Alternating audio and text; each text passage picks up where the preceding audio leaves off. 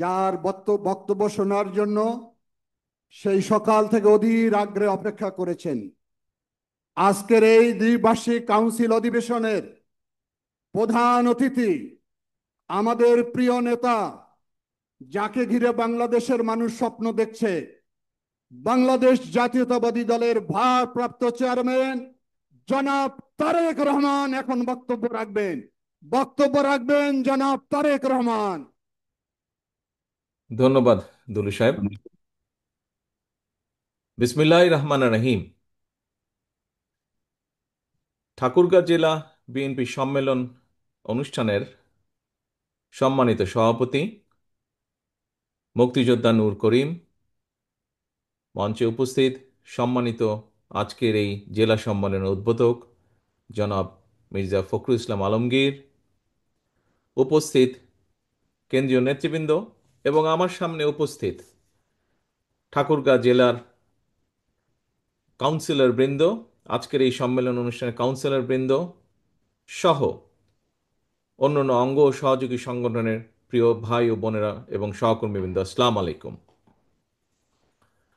আজকে বেশ অনেকদিন পরে আবার এই মাঠে আপনাদের সাথে দেখা হলো আমার। এই মাঠে খুব সম্ভব আরও বেশ কিছু আমাদের দলীয় প্রোগ্রামের স্মৃতি আছে আমার কাছে। আমরা 2005 সালে প্রথম যখন ইউনিয়ন সম্মেলন আমাদের শুরু করি, তৃণমূল সম্মেলন যখন শুরু করি, খুব সম্ভবত বোধহয় এই মাঠে হয়েছিল অনুষ্ঠানটি।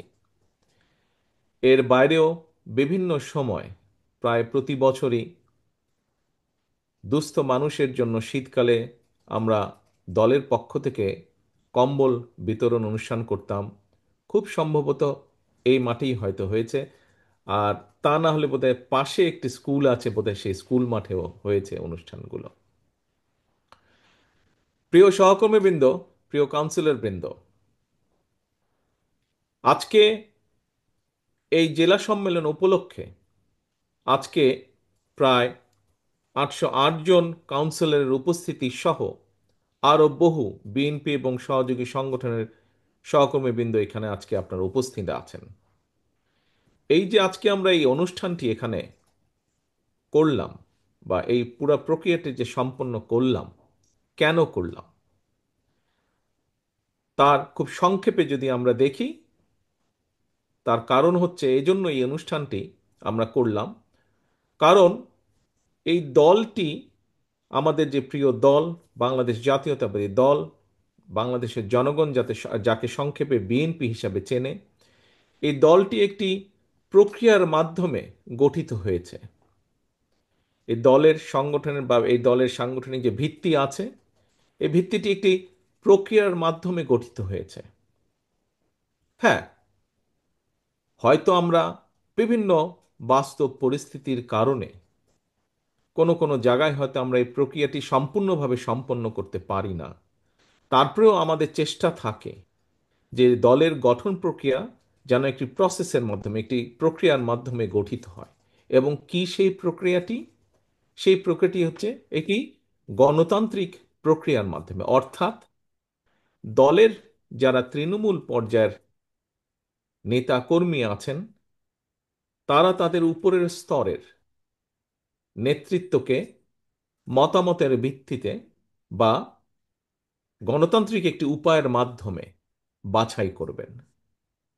খুব সহজে যদি গণতন্ত্রের কথা বলতে আমরা যেটি বুঝি, অর্থাৎ অধিকাংশ যেই আদর্শ, যেই নীতিটিকে সমর্থন করবে, অধিকাংশ মানুষ যেই ব্যক্তি বা দলকে সমর্থন করবে গণতান্ত্রিক পদ্ধতিতে, সেটিকেই প্রধান বা বিজয়ী বা যেভাবেই বলি আমরা গ্রহণযোগ্য হিসাবে গৃহীত হবে। আজকে সহকর্মীবৃন্দ, এখানে 808 জন কাউন্সিলর এই সম্মেলনে অংশগ্রহণ করেছেন এবং এই 808 জন কাউন্সিলরের মধ্যে অধিকাংশ একটি পদ ছাড়া, একটি পদে মোটামুটিভাবে সকলে উইথড্র করে নেওয়াতে, অন্যরা উইথড্র করে নেওয়াতে একজন প্রার্থী ছিলেন। বাকি পদে, জেনারেল সেক্রেটারি পদে আমরা দেখেছি ভোট প্রক্রিয়া সম্পন্ন হয়েছে এবং ভোট প্রক্রিয়ার মাধ্যমে অধিকাংশ কাউন্সিলর বৃন্দ যাকে যোগ্য মনে করেছে তাকে আগামী সাংগঠনিক মেয়াদ পর্যন্ত দায়িত্ব দেওয়া হয়েছে দলকে পরিচালনা করার জন্য। প্রিয় সহকর্মীবৃন্দ, আমরা একটি কথা প্রায়শ বলে থাকি, কি? সেটি হচ্ছে জনগণই বিএনপির সকল রাজনৈতিক ক্ষমতার উৎস।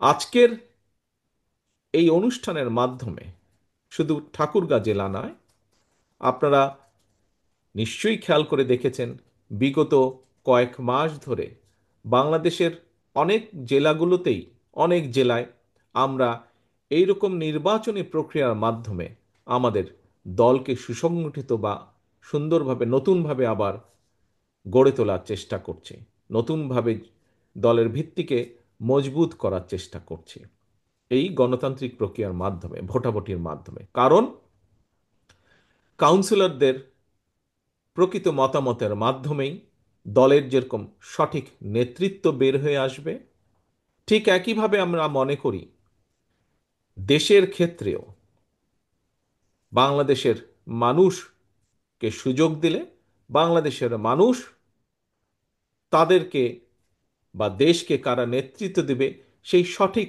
নেতৃত্বকে বের করে আনতে সক্ষম হবে বা বের করে নিতে পারবে। এবং প্রিয় সহকর্মীবৃন্দ, বিগত দিনগুলোতে আমরা কি দেখেছি? বিগত দিনগুলোতে আমরা যেই চিত্রগুলো দেখেছি, আমাদের আগের বিভিন্ন বক্তা তাদের বক্তব্যে সেগুলো উপস্থাপন করেছেন। আমরা যে চিত্রগুলো বিগত কয়েক বছর, বিগত এক যুগেরও বেশি সময় ধরে দেখেছি, মানুষের কথা বলার অধিকার, মানুষের ভোট দেওয়ার অধিকার, জবাবদিহিতা, যে কোনো বিষয়, সব ব্যবস্থাগুলোকে ধ্বংস করে দেওয়া হয়েছিল। এবং দেশে যেহেতু কোনো জবাবদিহিমূলক ব্যবস্থা ছিল না, দেশে যেহেতু জনগণের কথা বলার অধিকার ছিল না, দেশে যেহেতু জনগণের মতামত দেবার অধিকার ছিল না যে কিভাবে দেশ পরিচালিত হবে, যেহেতু কোনো প্রকার জবাবদিহিতা ছিল না, জবাবদিহিতার সকল ব্যবস্থাকে ধ্বংস করে দেওয়া হয়েছিল, সেজন্যই আমরা দেখেছি দেশকে ধীরে ধীরে ধ্বংসের দ্বার প্রান্তে নিয়ে যাওয়া হয়েছিল। আমরা দেখেছি কিভাবে আইন শৃঙ্খলা পরিস্থিতি সে সময় দেখা হতো, গুম খুন, হত্যা, একে আজ ধরে নিয়ে যাচ্ছে, তাকে কাল ধরে নিয়ে যাচ্ছে। আমরা দেখেছি কিভাবে লক্ষ লক্ষ বিরোধী দলীয় নেতাকর্মী, বিশেষ করে বিএনপির নেতাকর্মীদের নামে কিভাবে লক্ষ লক্ষ গায়েবী মামলা সারা দেশে দেওয়া হয়েছিল। আমরা দেখেছি কিভাবে বিরোধী দলের নেতাকর্মীদেরকে গুম খুনের শিকার হতে হয়েছে, সপ্তাহের পর সপ্তাহ, মাসের পর মাস, বছরের পর বছর। আমরা দেখেছি বিরোধী দলীয় নেতাকর্মীদেরকে আদালতের বারান্দায় ঘুরতে হয়েছে, অথবা জেলখানার পিছনে, হাজতের পেছনে তাদেরকে থাকতে হয়েছে মিথ্যে মামলা। প্রিয় সহকর্মীবৃন্দ, আমরা সে সময় দেখেছিলাম কিভাবে দেশের নির্বাচনী ব্যবস্থাকে ধ্বংস করে দেওয়া হয়েছে। খুবই আনফর্চুনেট, দুর্ভাগ্যজনক ব্যাপার, বিগত 15 বছরে এদেশে প্রায় 3 কোটিরও বেশি নতুন ভোটার সংযুক্ত হয়েছে ভোটার লিস্টে। কিন্তু এই যে নতুন ভোটার, তাদেরকে ভোটার হওয়ার পর থেকে কেউই বলা যায় ভোট দিতে সক্ষম হয়নি। কারণ ভোট ব্যবস্থাকে ধ্বংস করে দেওয়া হয়েছিল। সেই 14 সাল বলুন, 18 সাল বলুন, 24 সাল বলুন, প্রত্যেকটি ক্ষেত্রে এখানে উপস্থিত প্রতিটি মানুষ আপনারা সাক্ষী আছেন কিভাবে, শুধু বিএনপির নেতাকর্মী হিসাবেই আপনারা সাক্ষী নন, আপনারা দেশের একজন সাধারণ নাগরিক হিসাবে পর্যন্ত আপনারা সাক্ষী আছেন কিভাবে সেই গণতান্ত্রিক ব্যবস্থা বা ভোট ব্যবস্থাকে ধ্বংস করে দেওয়া হয়েছিল। অর্থাৎ দেশে মানুষের কথা বলার অধিকার, ভোটের অধিকারকে কিভাবে ধ্বংস করে দেওয়া হয়েছিল। যখন এই দুটো ব্যবস্থাকে ধ্বংস করে দেওয়া হয়েছে, এর রিয়াকশন হিসেবে প্রত্যেকটি জায়গায়, সেটি শিক্ষা ব্যবস্থা বলুন, অর্থনৈতিক ব্যবস্থা বলুন, যাই বলুন না কেন, সমাজের বিভিন্ন ব্যবস্থা বলুন, প্রত্যেকটি ব্যবস্থা ধ্বংস করে দেওয়া হয়েছিল। প্রিয় সহকর্মীবৃন্দ, 1971 সালে লক্ষ প্রাণের বিনিময় আমরা বাংলাদেশের স্বাধীনতা অর্জন করেছি। বাংলাদেশের মানুষের প্রত্যাশা ছিল যে তাদের প্রত্যাশিত একটি বাংলাদেশ ধীরে ধীরে গড়ে উঠবে। বিভিন্ন সময় গড়ে ওঠার প্রক্রিয়া শুরু হয়েছে, কিন্তু আমরা দেখেছি একই সাথে সেই প্রক্রিয়াকে থামিয়ে দেওয়ার জন্য আবার একটি বিভিন্ন মহল, কিছু মহল বিভিন্ন সময় ষড়যন্ত্রের জালও তারা বুনেছে। কখনো তারা সফল হয়েছে, কখনো তারা ব্যর্থ হয়েছে। দেশের জনগণ সকল ষড়যন্ত্রের জাল ছিন্ন করে বেরিয়ে এসেছে। প্রিয় সহকর্মীবৃন্দ, শুধু 71 সালেই নয়, এই যে বললাম বিভিন্ন সময় ষড়যন্ত্রকারীদের জাল বিভিন্নভাবে তারা বিস্তার করার চেষ্টা করেছিল, এইভাবে গণতন্ত্রের ত্রুটিকে চেপে ধরার জন্য তাদের প্রচেষ্টা অব্যাহত ছিল। এবং বিএনপি সহ আরো অনেকগুলো বাংলাদেশের গণতান্ত্রিক রাজনৈতিক দল রাজপথে বিভিন্ন সময় সোচ্চার হয়েছে দেশের জনগণের রাজনৈতিক অধিকারকে, কথা বলার অধিকারকে প্রতিষ্ঠিত করার জন্য। এবং তার ফলশ্রুতিতে আমরা দেখেছি যারা স্বৈরাচার ছিল, যারা চেষ্টা করেছিল দেশের জনগণকে দাবিয়ে রাখতে, আমরা দেখেছি সেই স্বৈরাচাররা তাদের ক্ষমতাকে ধরে রাখার জন্য কিভাবে গুমের রাজনীতি শুরু করেছিল, খুনের রাজনীতি শুরু করেছিল, মিথ্যা মামলার রাজনীতি শুরু করেছিল, লুটপাটের রাজনীতি শুরু করেছিল, অর্থ পাচারের রাজনীতি শুরু করেছিল, কিভাবে মেগা প্রকল্পের নামে মেগা দুর্নীতি শুরু করেছিল। প্রিয় সহকর্মীবৃন্দ, বিএনপি সহ আরো অনেকগুলো গণতান্ত্রিক রাজনৈতিক দলের নেতাকর্মীরা সেদিন রাজপথে নেমে এসেছিল। এবং আমরা দেখেছি আমাদের হাজারো লক্ষ নেতাকর্মী, বিএনপি সহ অন্যান্য রাজনৈতিক দলের শত হাজারো লক্ষ নেতাকর্মী কিভাবে অত্যাচারিত হয়েছে, নির্যাতিত হয়েছে, কিভাবে বহু নেতাকর্মী আমাদের প্রাণ হারিয়েছে বিগত প্রায় 16 বছরে। বিশেষ করে বিশেষ করে আমরা দেখেছি গত বছর জুলাই আগস্ট মাসে আমরা দেখেছি জনগণ যখন ত্যক্ত বিরক্ত হয়ে জনগণ রাজপথে যখন নেমে এসেছিল এই দেশকে বাঁচানোর জন্য, সেই সময় আমরা দেখেছি তৎকালীন স্বৈরাচার কিভাবে নির্বিচারে মানুষকে হত্যা করেছে। তারা তাদের সেই হত্যা থেকে শিশুরা পর্যন্ত সেদিন রক্ষা পায়নি। নারী পুরুষকে যেভাবে তারা অত্যাচার করেছে, নির্মমভাবে হত্যা করেছে, বিভিন্নভাবে জখম করেছে, আমরা দেখেছি শিশুরাও সেদিন রক্ষা পায়নি। শিশুরাও সেই হেলিকপ্টারের গুলি থেকে রক্ষা পায়নি। শিশুরাও সেদিন বিভিন্ন বাহিনীর জনগণের প্রতি লক্ষ্য করে যে গুলি ছোড়া, সেই গুলির হাত থেকে ছোট ছোট শিশুরাও সেদিন রক্ষা পায়নি, শিশুদেরকে হত্যা করা হয়েছিল। কিন্তু পরিশেষে আমরা দেখেছি বিজয় জনগণেরই হয়েছে, পরাজিত হয়েছে স্বৈরাচার। শুধু পরাজিতই হয়নি, এই দেশ ছেড়ে পালিয়ে যেতে বাধ্য হয়েছে স্বৈরাচার। প্রিয় সহকর্মীবৃন্দ, বহু মানুষের ত্যাগ তিতিক্ষা, বহু মানুষের আত্মদানে আজকের স্বৈরাচার মুক্ত বাংলাদেশ। আমরা একটি রাজনৈতিক দল, আমাদের নীতি আছে, আমাদের আদর্শ আছে, দেশের অর্থনীতি নিয়ে আমাদের নীতি আছে, আদর্শ আছে, পরিকল্পনা আছে, চিন্তা ভাবনা আছে। দেশের ভবিষ্যৎ সন্তানদের শিক্ষা ব্যবস্থা নিয়ে আমাদের পরিকল্পনা আছে, নীতি আছে, আদর্শ আছে। দেশের মানুষের স্বাস্থ্য ব্যবস্থা নিয়ে আমাদের নীতি, পরিকল্পনা, আদর্শ আছে। এইভাবে প্রত্যেকটি সেক্টরে আমাদের পরিকল্পনা বা লক্ষ্য বা উদ্দেশ্য আছে। একটি রাজনৈতিক দল হিসাবে। প্রিয় সহকর্মীবৃন্দ, একটি রাজনৈতিক দলের একজন রাজনৈতিক কর্মী হিসাবে আমি মনে করি যে গণতান্ত্রিক রাজনৈতিক দলগুলো আছে বাংলাদেশে, তাদের হয়তো প্রত্যেকেরই আমাদের মতন এইরকম বিভিন্ন সেক্টর নিয়ে, যা যার সাথে জনগণের ভালো মন্দ জড়িত, সেই সকল সেক্টর নিয়ে তাদের নিশ্চয়ই লক্ষ্য, উদ্দেশ্য বা পরিকল্পনা আছে। প্রিয় সহকর্মীবৃন্দ, আমরা আমাদের নেতাকর্মীরা, এটা বন্ধ করব, স্বৈরাচারকে, স্বৈরাচারের হাত থেকে দেশকে মুক্ত করার জন্য বছরের পর বছর রাজপথে নেমে এসেছিল।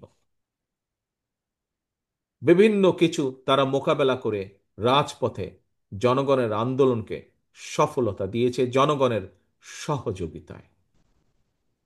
প্রিয় সহকর্মীবৃন্দ, থাকতেই পারে বিভিন্ন রাজনৈতিক দলের নানা মতামত। আমি আগেই বলেছি, রাজনৈতিক দল হিসাবে আমাদের বিভিন্ন বিষয়ে বিভিন্ন পরিকল্পনা আছে। বাংলাদেশের মানুষের প্রত্যাশা স্বৈরাচারের পতন হয়েছে।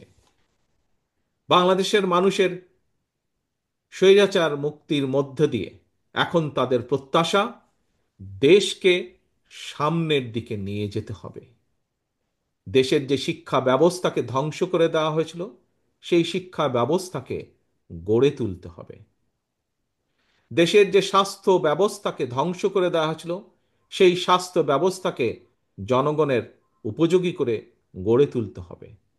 দেশের কৃষকরা যে বিভিন্ন সমস্যার সম্মুখীন, সেই সমস্যাগুলোর ধীরে ধীরে সমাধান বের করে নিয়ে আসতে হবে, যাতে কৃষক এবং সামগ্রিকভাবে দেশের মানুষ উপকৃত হয়। দেশের বহু মানুষ, যুবক শ্রেণী সহ তরুণ শ্রেণী সহ বহু মানুষ বেকার। কোটি কোটি মানুষ আজ বেকার। এই বেকার যে মানুষগুলো আছে, তাদের কর্মের ব্যবস্থা করতে হবে রাজনৈতিক দলগুলোকে। সেই সম্পর্কিত পরিকল্পনা থাকতে হবে, এই সমস্যার সমাধানের সুরাহা দিতে হবে, নির্দেশনা দিতে হবে, দিক নির্দেশনা। একইভাবে বাংলাদেশের নারীদের বহু সমস্যা আছে। কিভাবে সেই সমস্যার সমাধান মোকাবেলা করা যায়, সেই সমস্যার মোকাবেলা করা যায়, সেগুলোর দিক নির্দেশনা দিতে হবে আমাদেরকে। প্রিয় সহকর্মীবৃন্দ, আজ আমরা দেখছি বিভিন্ন বিষয় বেশ কিছু রাজনৈতিক দলগুলো কতগুলো বক্তব্য তারা উপস্থাপন করছেন। বক্তব্য আমরা দিতেই পারি। প্রত্যেকটি রাজনৈতিক দলের গণতান্ত্রিক ব্যবস্থায় তাদের বক্তব্য দেবার অধিকার অবশ্যই তাদের আছে। কিন্তু প্রিয় সহকর্মীবৃন্দ, আমরা যদি বক্তব্য উপস্থাপন করতে গিয়ে দেশে যদি এমন একটি পরিস্থিতি তৈরি হয়, যে পরিস্থিতিতে কোনো অরাজকতা তৈরি হবার সম্ভাবনা থাকতে পারে, যে পরিস্থিতিতে দেশে পলাতক স্বৈরাচার আবার ফিরে আসার পরিস্থিতি তৈরি হতে পারে, তাহলে সেটি দেশ, দেশের জনগণ এবং দেশের গণতান্ত্রিক ব্যবস্থার জন্য অবশ্যই সেটি কোনোরূপেই ভালো হবে না। প্রিয় সহকর্মীবৃন্দ, আজ এই যে আপনারা মানুষগুলো এখানে একত্রিত হয়েছেন, আমরা একটি সুন্দর প্রক্রিয়ার মাধ্যমে, একটি গণতান্ত্রিক প্রক্রিয়ার মাধ্যমে এইখানে আমরা নেতৃত্ব বাছাই করে নিয়েছি, যারা আগামী সাংগঠনিক মেয়াদ পর্যন্ত ঠাকুরগাঁ জেলাতে বিএনপির কার্যক্রম পরিচালনা করবেন একটি শান্তিপূর্ণ উপায়। দেশের মানুষ আজ প্রত্যাশা করে যে রাজনৈতিক দলগুলো, আমরা প্রত্যেকে আলাদা আলাদা রাজনৈতিক দল, আমরা যদি প্রত্যেকটি বিষয় 100% একমত হতাম, তাহলে তো আমরা একটি রাজনৈতিক দলই থাকতাম, তাহলে তো আর আলাদা আলাদা রাজনৈতিক দল হতো না। প্রিয় সহকর্মীবৃন্দ, প্রত্যেকটি ভিন্ন ভিন্ন রাজনৈতিক দলের ভিন্ন ভিন্ন মতামত থাকতেই পারে, কিন্তু আজ এখানে যারা ক্যান্ডিডেট ছিল, তারা যেরকম কাউন্সিলরদের কাছে গিয়েছে, কাউন্সিলরদের মতামত চেয়েছে, এবং সেই মতামতের ভিত্তিতেই আজ সম্মেলনের মাধ্যমে নতুন কমিটি গঠিত হয়েছে। আমরা মনে করি রাজনৈতিক দলগুলো তাদের মতামত উপস্থাপন করবে, রাজনৈতিক দলগুলো তাদের মতামত, তাদের চিন্তাভাবনা, লক্ষ্য, উদ্দেশ্য জনগণের সামনে উপস্থাপন করবে। জনগণ বাছাই করে নিবে কে দেশ এবং জনগণকে আগামী দিনের জন্য নেতৃত্ব দিবে। জনগণ বাছাই করে নিবে, শুধু জনগণ বাছাই করে নিবে না, জনগণ সিদ্ধান্ত নেবে কে আগামী দিনে এই দেশকে পরিচালনা করবে। যাদের নীতি, লক্ষ্য, উদ্দেশ্য, আদর্শ, পরিকল্পনা জনগণ পছন্দ করবে, জনগণ গ্রহণ করবে, জনগণ তাদেরকেই সেই দায়িত্ব অর্পণ করবে। আজকে যদি আমরা জনগণকে বাইরে রেখে, জনগণের কাছে না গিয়ে, যদি রাজনৈতিক দলগুলো একটি জায়গায় বসে আলোচনার পরিবর্তে, একটি সিদ্ধান্তের পরিবর্তে, জনগণের কাছে যাওয়ার পরিবর্তে যদি শুধু নিজেরাই আমরা কথা বলতে থাকি, তাহলে ওই যে একটু আগে বললাম, একটি অরাজক পরিস্থিতি তৈরি হবে। যেই পরিস্থিতি কাঙ্ক্ষিত নয় দেশের জন্য, কাঙ্ক্ষিত নয় জনগণের কাছে। যে পরিস্থিতি পলাতক স্বৈরাচারকে আবার ফিরে আসার পরিস্থিতি হয়তো তৈরি করতে পারে। প্রিয় সহকর্মীবৃন্দ, বাংলাদেশ জাতীয়তাবাদী দল মনে করে, বিশ্বাস করে জনগণই সকল রাজনৈতিক ক্ষমতার উৎস। সেই জন্য আপনারা দেখেছেন, আপনাদের প্রত্যেকের মনে আছে, আমরা কিসের ভিত্তিতে দেশকে আগামী দিন বাংলাদেশ জাতীয়তাবাদী দল যদি জনগণের সমর্থন নিয়ে ইনশাল্লাহ আগামী দিনে সরকার গঠন করতে সক্ষম হয়, তাহলে কিসের ভিত্তিতে, কোন রূপরেখার ভিত্তিতে আমরা দেশকে পরিচালনা করতে চাই, তা আমরা আজ নয়, গতকালকেও নয়, গত পরশুও নয়, আমরা প্রায় 2.5 বছর আগে 31 দফার মাধ্যমে দেশের মানুষের কাছে তা উপস্থাপন করেছি। আজকে বিভিন্ন বিষয় নিয়ে, আজকে অনেক বিভিন্ন বিষয় নিয়ে বর্তমান অন্তর্বর্তীকালীন সরকার রিফর্ম কমিটি গঠন করেছেন, এবং সেখানে বিভিন্ন রাজনৈতিক দলকে তারা আহ্বান জানিয়েছেন। প্রায় সকল গণতান্ত্রিক রাজনৈতিক দল সেখানে অংশগ্রহণ করেছে। তারা বিভিন্ন বিষয়ে তাদের মতামত দিয়েছে। কিছু বিষয়ে সকলেই কম বেশি একমত হয়েছে, কিছু বিষয়ে ভিন্নতা রয়েছে, থাকতেই পারে। একটু আগেই আমি বলেছি কেন বিভিন্ন রাজনৈতিক দল, তার কারণ বিভিন্ন জনের বিভিন্ন মতামত আছে, থাকতেই পারে, সেটিই থাকা স্বাভাবিক গণতান্ত্রিক ব্যবস্থায়। আমরা মনে করি সেখানে যা যা আলোচিত হয়েছে, যা যা একমত হয়েছে, সেগুলোতে আমরা একমত হয়ে গিয়েছি। সেখানে যেই বিষয়গুলোতে আমরা একমত হতে পারিনি, আসুন আসুন জনগণের উপরে যদি বিশ্বাস রাখেন, জনগণের উপরে যদি আস্থা রাখেন, তাহলে জনগণের উপরে ছেড়ে দিন। আপনার নীতি, আদর্শ, আপনার লক্ষ্য, উদ্দেশ্য জনগণের সামনে উপস্থাপন করুন। Late people decide. জনগণকে সিদ্ধান্ত নিতে দিন। কারণ দিন শেষে কারণ দিন শেষে রাজনীতিতে আমাদের আস্থা, আমাদের এই বিশ্বাস বাংলাদেশের জনগণ। প্রিয় সহকর্মীবৃন্দ, আজ বিভিন্ন আলোচনায়, বিভিন্ন বক্তৃতা, বিবৃতিতে শুধু আমাদের নেতাকর্মীরাই নন, যারা নিরপেক্ষ মানুষ, যারা অনেক অন্য দলেরও নেতাকর্মীদেরকে আমি দেখেছি একটি কথা বলেন, বিএনপি বর্তমানে আলহামদুলিল্লাহ আল্লাহর রহমতে বাংলাদেশের সবচেয়ে বড় রাজনৈতিক দল।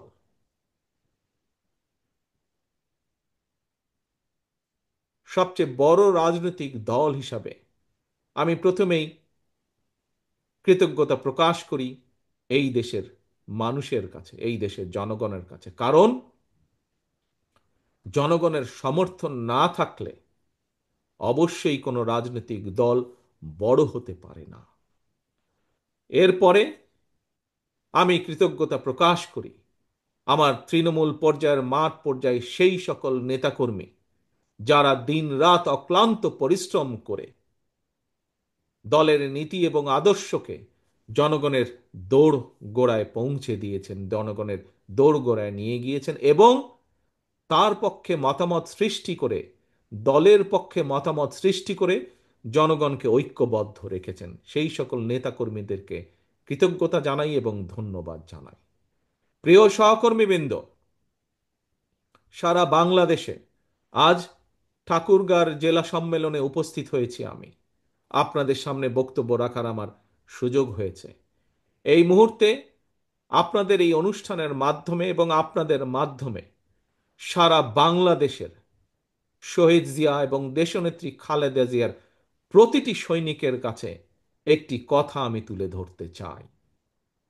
আপনারা প্রত্যেকেই এক একজন পোড় খাওয়া রাজনৈতিক কর্মী। নিশ্চয়ই আপনারা বুঝতে পারছেন কোথাও হয়তো কেউ কেউ কোনো কিছু করার চেষ্টা করছে যার মাধ্যমে জনগণের সেই প্রস্তাবিত গণতান্ত্রিক যে যাত্রা, সেই যাত্রা ব্যাহত হতে পারে। কাজেই শহীদ জিয়া এবং দেশনেত্রী খালেদা জিয়ার প্রত্যেকটি সৈনিকের কাছে আমার আহ্বান, আপনাদের প্রত্যেককে সচেতন থাকতে হবে। বিগত দিনে বিগত দিনে স্বৈরাচারের বিরুদ্ধে আপনারা যেভাবে দল এবং জনগণকে একসাথে ঐক্যবদ্ধ রেখেছিলেন, সেই কাজটি এখনো শেষ হয়ে যায়নি। এই কাজটি আমাদেরকে অব্যাহত রাখতে হবে। বাংলাদেশের সবচেয়ে বৃহৎ রাজনৈতিক দল হিসেবে আমাদের উপরে এর দায়িত্ব যে গণতন্ত্রের প্রতি যে কোনো হুমকিকে আমরা মোকাবেলা করব, অবশ্যই অবশ্যই সেই পদ্ধতিতে, যে পদ্ধতি জনগণ সমর্থন করে। অবশ্যই এমন কোনো পরিস্থিতিতে বা এমন কোনো পদ্ধতি আমরা অনুসরণ করব না যেই পদ্ধতিতে জনগণের শান্তি এবং শৃঙ্খলা নষ্ট হয়, শান্তি নষ্ট হয়, এমন কোনো পদ্ধতি অবশ্যই নয়। প্রিয় সহকর্মীবৃন্দ, আমাদের রাজনৈতিক দল হিসেবে আমাদের দায়িত্ব গণতন্ত্রকে কোনোভাবেই যাতে কেউ বিঘ্নিত করতে না পারে। 1971 সালে লক্ষ মানুষের প্রাণের বিনিময়ে এই দেশ অর্জিত হয়েছে। পরবর্তীতে আরো হাজারো মানুষের আত্মদানের বিনিময় লক্ষ মানুষ অত্যাচারিত, নির্যাতিত হয়েছে। তারপরেও থেমে থাকেনি গণতন্ত্র পুনরুদ্ধারের আন্দোলন। কাজেই এই আন্দোলনকে, এই আন্দোলনের ফল যাতে গণতন্ত্র, সেই গণতন্ত্র ফল যাতে জনগণ দোরগোড়ায় পৌঁছে দিতে পারি আমরা, তার জন্য আমাদেরকে সর্বদা সজাগ থাকতে হবে। প্রিয় সহকর্মীবৃন্দ, আজ আমাদেরকে খেয়াল রাখতে হবে, এই কথাটি আমি বারে বারে বলেছি, আমাদেরকে খেয়াল রাখতে হবে। একটু আগে এখানে একজন বক্তা বলেছেন যে বেশ অনেকবার আমি বিগত 1 বছরে বলেছি, আমরা যত যাই মনে করি না কেন, যে আমাদের অনেক নেতাকর্মী হয়তো ভুল করে মনে করছেন যে আগামী দিনের নির্বাচন হয়তো সহজ হবে। আমি আজকে থেকে 1 বছর আগে বলেছিলাম, আমরা যত সহজ ভাবছি তত সহজ নয় ব্যাপারটি। আপনাদের নিশ্চয়ই সেই অনুষ্ঠানে উপস্থিত ছিলেন অনেকেই, সবাই না থাকলেও যেই অনুষ্ঠানে 1 বছর আগে আমি এই কথাটি বলেছিলাম, অনেকেই আপনারা সেদিন উপস্থিত ছিলেন।